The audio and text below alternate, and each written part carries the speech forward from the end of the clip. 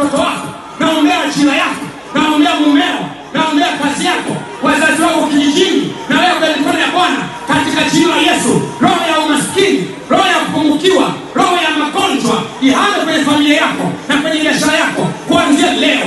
Anayekuloga, imeandikwa hakuna uganga juu ya Yakobo wala uchawi juu ya Israeli, na kuombea kwa jina la Yesu. Natangaza atakayekuloga anyoshe mkono wake, mtego aliotega umrudie yeye, na shimo aliyochimba limrudie yeye. Natangaza kuanzia leo katika jina la Yesu, hautachukuliwa msukule wewe, wala kulogwa wewe, wala ajali ya kichawi, wala moto wa kichawi, wala upepo wa kichawi, wala mafuriko ya kichawi, wala ajali ya kichawi. Na ifuta kuanzia leo, hautakufa kwa ugonjwa wa kichawi wala kuchukuliwa msukule. Kuanzia leo nimesema, na imeshakuwa, na imeshakuwa. Hebu watu wanasema amen.